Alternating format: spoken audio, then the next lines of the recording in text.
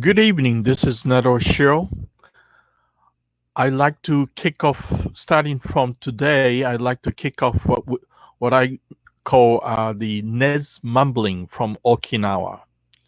Okay, so let me, first of all, before we jump into this today's topic, I'd like to start with statistical figures related to the COVID-19 in Okinawa.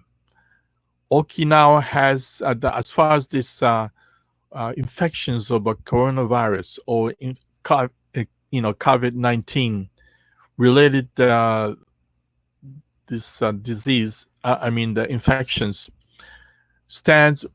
remain unchanged at 142 infections and 7 fatalities. This figure hasn't changed since the 1st of May, except this fatality. Fatality are being added one person about 2 days ago or 3 days ago, so that the number jumped from 6 to 7.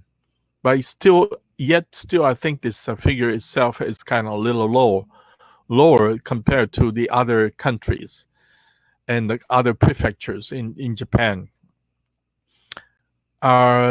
First of all, let me give you a little background information about this Okinawa, the NED'S Mumbling from Okinawa. This program is an attempt to provide some sort of tidbits and what's happening around in Okinawa.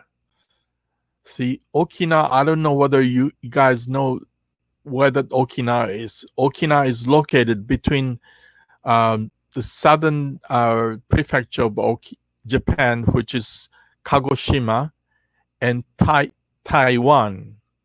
So right in the middle of the Pacific Ocean. And it's surrounded by the ocean, the sea, and this is stretched from like in a narrow string. That's what we call Okinawa. Nawa means the string or rope.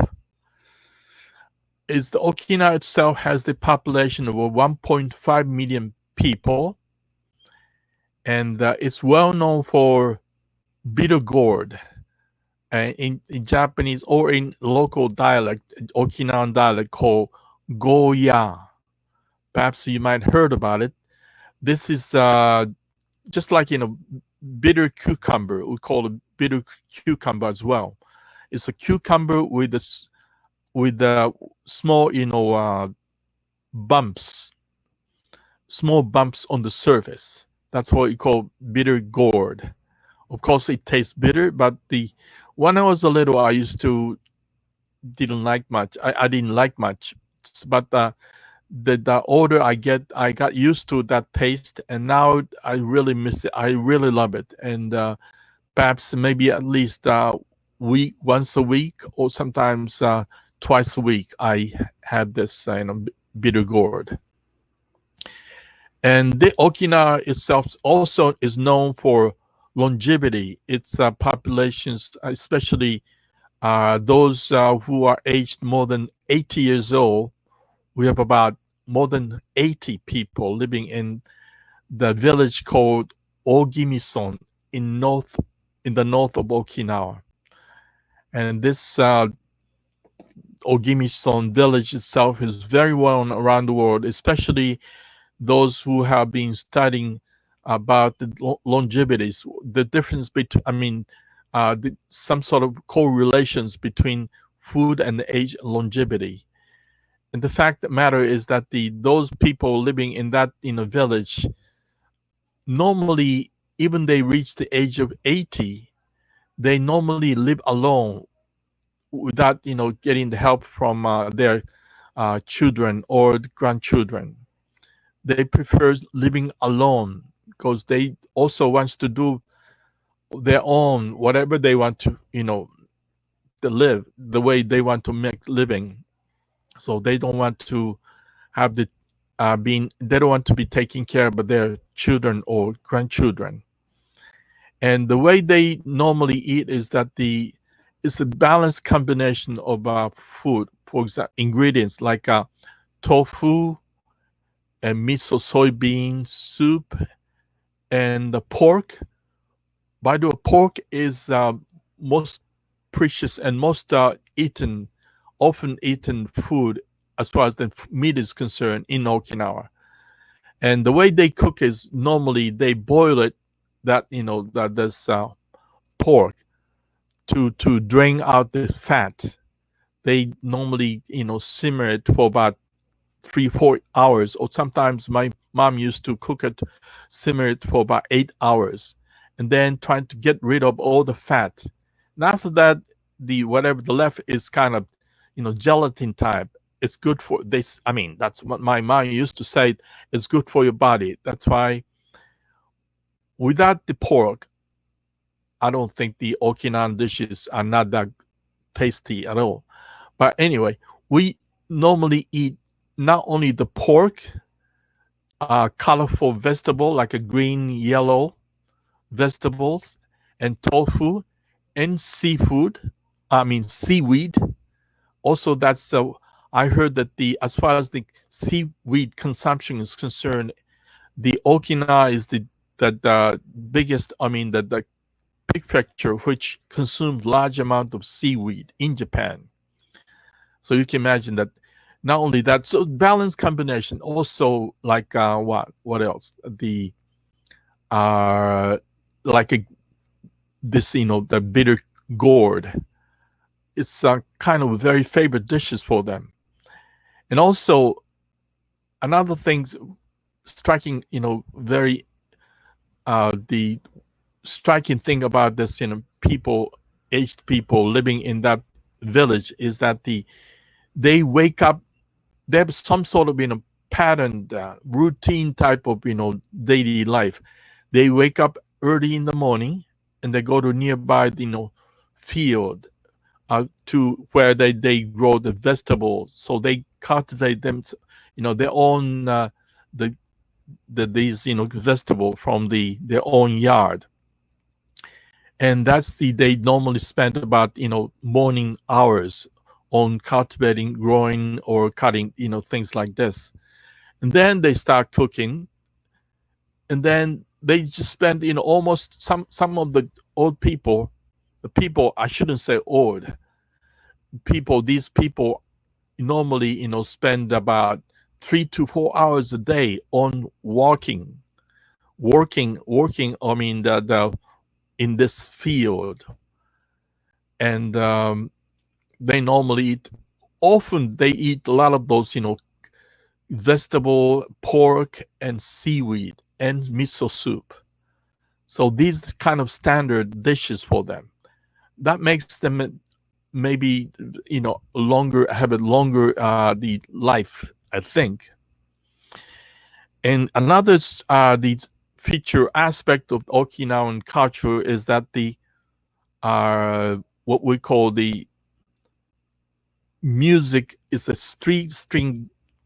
It's sanshin. We call it local dialect sanshin. It's a 3-string, like a guitar. It's a musical instrument with which you play, and normally you accompany the group of dancers. And we have a traditional Okinawan local dancing styles, which is completely different from the other prefectures in Japan.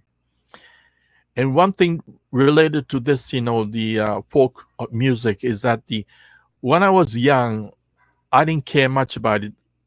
As a matter of fact, I didn't pay much attention to this music. I was only, I was only 16, 17. I was so young that I didn't pay much attention. Rather, I listened to, Beatles or Chicago, whatever, rock, sort of hard rock. But I know that this music itself has been going around my, the environment. I had no choice but have to listen to it without even intentionally. This music got into my body. So one thing really struck me hard and then made me so long for this music is that when I was living in Albuquerque, New Mexico for my first year in college. I went to the University of Missouri, Albuquerque. I went to University of New Mexico at Albuquerque. So when I was strolling down, in downtown alleys, when I heard this, music, which I'm sure was very familiar with me. That is that, this sanshin, the 3-string music, that really struck me. And when I realized I was standing in front of this gate to this house where this music was coming, and I was kind of frozen and listened intensively to that music.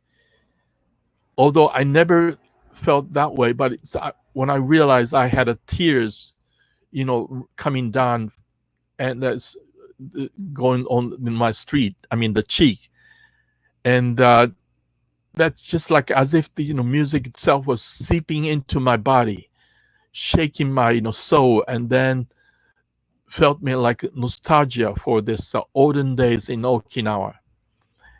That was the first time for me to realize how I miss this music, how I love this music.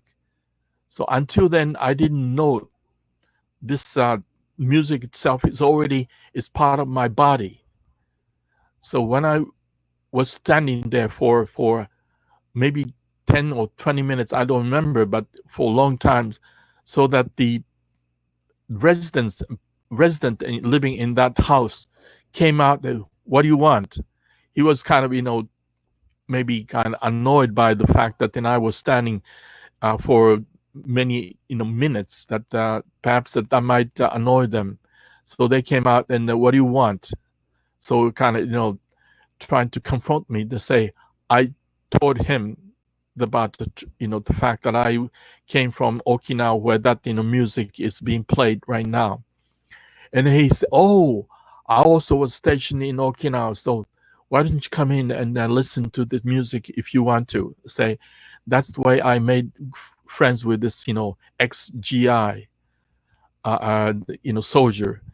And so until then, I didn't realize that how much this music is meant to me.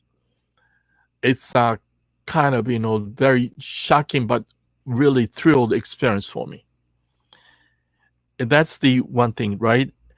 And also that is the Okinawa is also well known for aquarium, so-called Churaumi Suizokan. Suizokan means aquarium, where they have the 8.7 meter long whale shark. This whale shark was brought to this aquarium when this baby whale shark was only metered at that time 4.6 meters long. And then March last year was the 25th anniversary of the raising this whale shark, which was reported have been that the world's longest record of raising this whale shark. So you can, if you have a chance to come to Okinawa, I want you to go there in this aquarium. So, and I should say, exact date was March 19th. So last year was 25th anniversary of raising this, whale shark. And I forgot to mention that, another thing is this the aquarium is also the well-known place where that ocean exposition was held. It's a long time ago, but I don't remember how many years ago. But anyway, it's 30 to 40 years ago. There was first time this ocean exposition was held there. That time I was I happened to be reporter for a local English language daily, so I was assigned to cover that ocean exposition from the site. So I wrote the article every day on the event, what's happening at the site. Okay, so this is the beginning of this my mumbling, and then perhaps I'd like to keep updating, and then once in a while, I don't know whether I'll be able to do it every day or not, but whenever I get in some sort of information or something that I'd like to talk to you, I'd like to inform you, I'll hold this mumbling session. Okay, thank you very much, and stay safe and stay healthy. I hope that I'll be able to see you again. Bye now. Good night.